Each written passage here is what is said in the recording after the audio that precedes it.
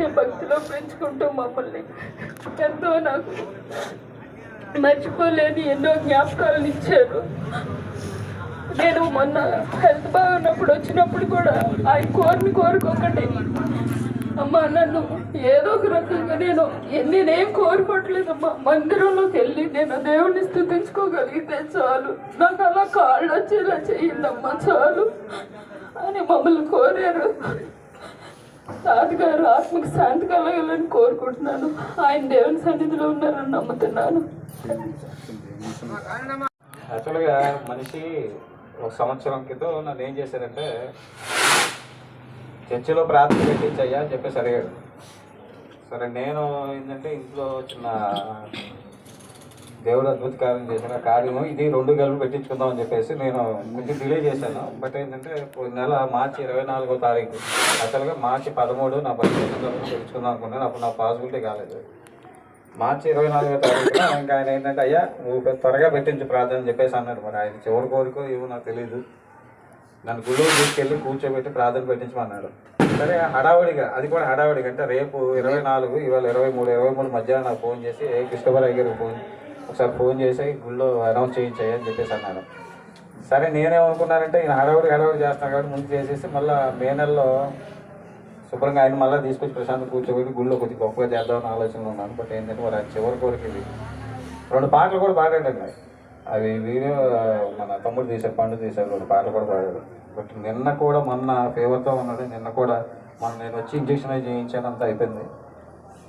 Next ఆ కుక్క గారు అవడం ఒకటి, ఆ కుక్క గారి దగ్గర నుంచి ట్రీట్మెంట్ అయి చేయించాను, అంతా బాగానే ఉంది, అంత బాగుందని అని చెప్పేసి నిన్న మధ్యాహ్నం కూడా నువ్వు ఉంటే నాకు నిండుగా ఉందయ్యా, నువ్వు ఉంటే నాకు నిండుగా ఉండయ్యా అని చెప్పేసి అన్న. సరే దానికి నేను రేపు వస్తానని చెప్పేసి అన్నాను. యాక్చువల్గా ఈరోజు సెలవు కూడా పెట్టుకున్నాను నేను ఇక్కడికి వద్దామని చెప్పేసి.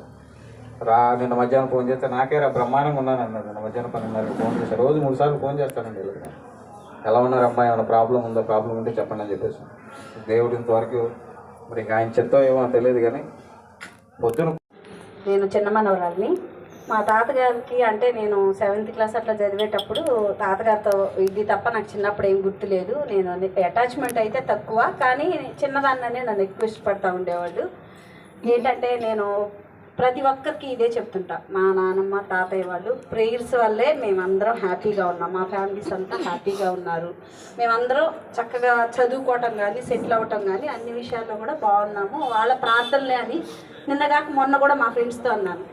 మేము ప్రార్థనలు చేయటం తక్కువేమో కానీ మా నాన్నమ్మ తాతయ్య మా కోసం ఎప్పుడు ప్రేయర్స్ చేస్తారు, అందుకే వాళ్ళ పిల్లలు బాగున్నారు. మా డాడీ బతికినంతకాలం కూడా మీ అందరికీ తెలుసు రాజులాగే బతికారు.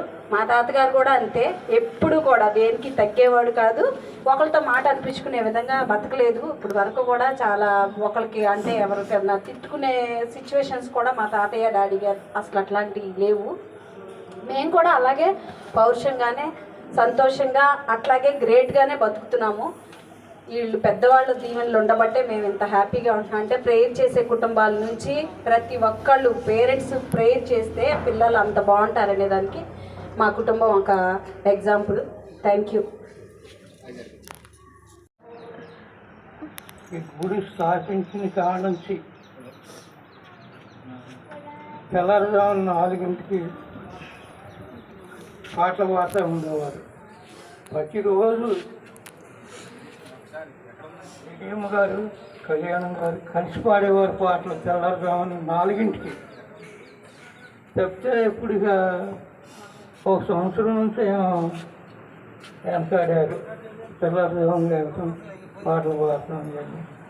కానీ ఆయన మరి గుడి నిమిత్తం అయితే ఆయన ఈ సంవత్సరం నుంచి అసలు లెగలేకపోవటం వలన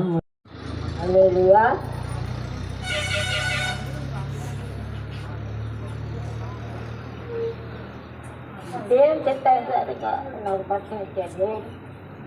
అయ్యా భర్తను ఇచ్చాడు. భర్త భార్యలు కూడా దేవుని సన్నిధిలోనే జీవిస్తూ ఉన్నాం.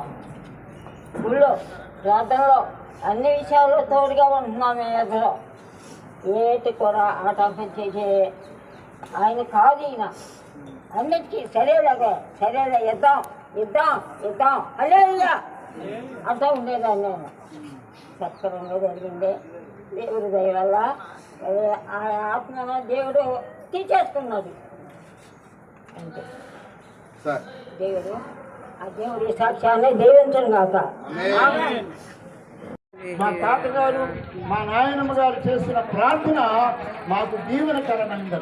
అదేవిధంగా మన జీవితాల్లో కూడా ఈ ప్రార్థన చర్చి కట్టిస్తే ఆ కుటుంబానికి ఆశీర్వాదకరమని నేను అనుకుంటున్నాను.